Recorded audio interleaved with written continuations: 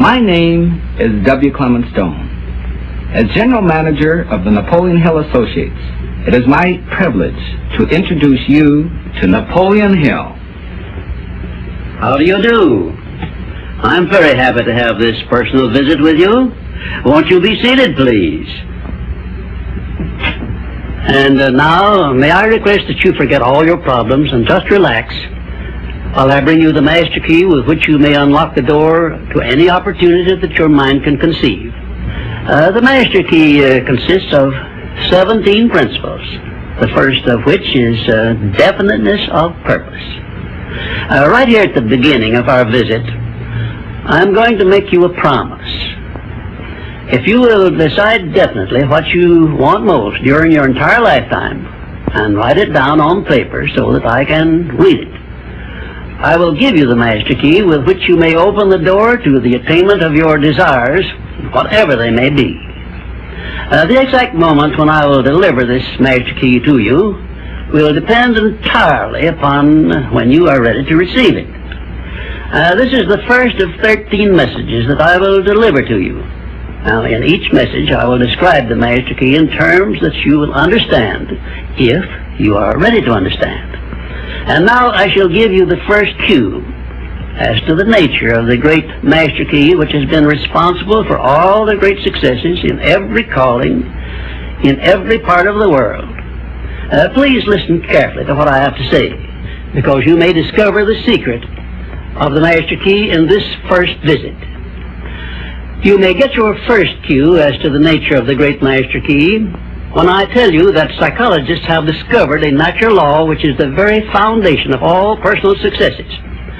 And I can describe it to you in one short sentence so you can understand it. Whatever the mind can conceive and believe, the mind can achieve.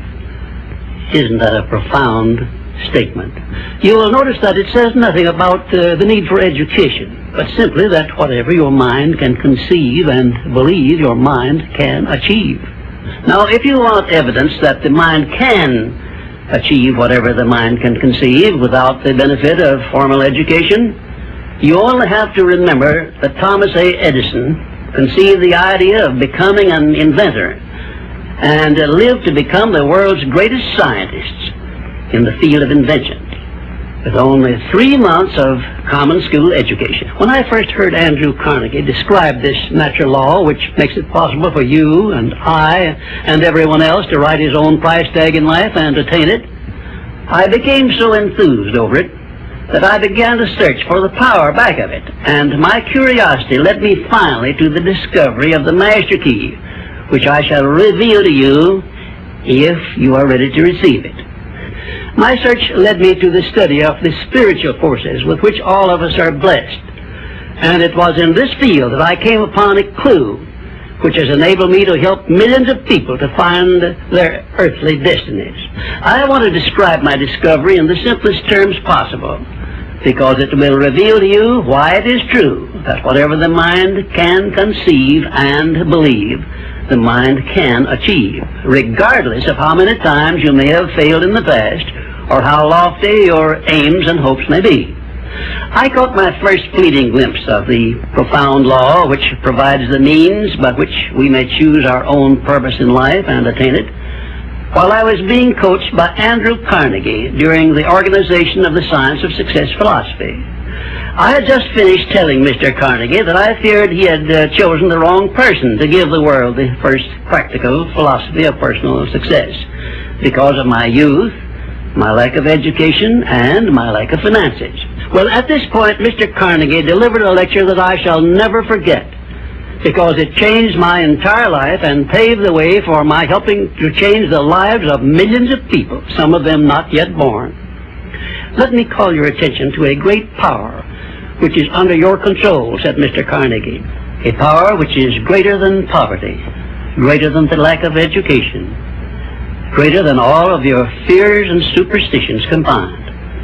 It is the power to take possession of your own mind and direct it to whatever ends you may desire. This profound power, Mr. Carnegie continued, is the gift of the Creator, and it must have been considered the greatest of all of his gifts to man, because it is the only thing over which man has the complete and unchallengeable right of control and direction. When you speak of your poverty and lack of education, Mr. Carnegie explained, you are simply directing your mind power to attract these undesirable circumstances, because it is true that whatever your mind feeds upon, your mind attracts to you. Now you see why it is important that you recognize that all success begins with definiteness of purpose, with a clear picture in your mind of precisely what you want from life. Then Mr. Carnegie continued his speech with a description of a great universal truth which made such an impact upon my mind that I began then and there to give myself a new outlook on life, and set up for myself a goal so far above my previous achievements that it shocked my friends and relatives when they heard about it. Everyone, said Mr. Carnegie, comes to the earth plane blessed with the privilege of controlling his mind power and directing it to whatever ends he may choose. But, he continued, everyone brings over with him at birth the equivalent of 2 sealed envelopes, one of which is clearly labeled, the riches you may enjoy if you take possession of your own mind and direct it to ends of your own choice. And the other is labeled, the penalties you must pay if you neglect to take possession of your mind and direct it. And now let me reveal to you, said Mr. Carnegie, the contents of those 2 sealed envelopes. In the one labeled riches is this list of blessings. 1, sound health. 2, peace of mind. 3, a labor of love of your own choice. 4, freedom from fear and worry. 5, a positive mental attitude. 6, material riches of your own choice and quantity. In the sealed envelope labeled penalties, Mr. Carnegie continued, is this list of the prices one must pay for neglecting to take possession of his own mind. 1, ill health. 2, fear and worry. 3, indecision and doubt. 4, frustration and discouragement throughout life. 5, poverty and want. 6, and a whole flock of evils consisting of envy, greed, jealousy, anger, hatred, and superstition. Now, my mission in life is to help you and everyone who needs my help to open up and use the contents of the sealed envelope labeled riches. And the starting point from which you must take off if you wish to write your own ticket from here on out for the remainder of your life, I will describe for you in these simple instructions. 1, procure a neat pocket-sized notebook, or something on the order of this one here, loose leaf affair.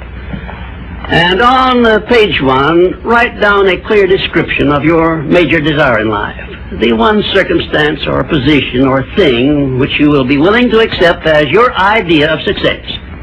And remember before you begin writing that your only limitations are those which you set up in your own mind or permit others to set up for you. And 2, on page 2 of your notebook, write down a clear statement of precisely what you intend to give in return for that which you desire from life. And then start in right where you stand now to begin giving. And 3, memorize both of your statements, what you desire and what you intend to give in return for it, and repeat them at least a dozen times daily. And always end your statements with this expression of gratitude for the blessings with which you were gifted at birth. I ask not, O divine providence, for more riches, but more wisdom with which to accept and use wisely the riches I received at birth in the form of the power to control and direct my mind to whatever ends I desire. If you are not too successful or self-satisfied to accept and express this profound prayer, if you accept it and express it in the same spirit of humble sincerity in which I pass it on to you, a new and a better world will reveal itself to you. A world in which you will see reflected the circumstances and the things which you yourself have created. In my next visit, I will give you a description of the second principle of success, through the application of which you may make use of the education and experience of other people, and get the necessary help you may need in attaining your definite major purpose in life. And now let me close this, our first visit, with my favorite expression of gratitude. O divine providence, I ask not for more riches, but more wisdom with which to make wiser use of the riches you gave me at birth, consisting in the power to control and direct my own mind to whatever ends I desire.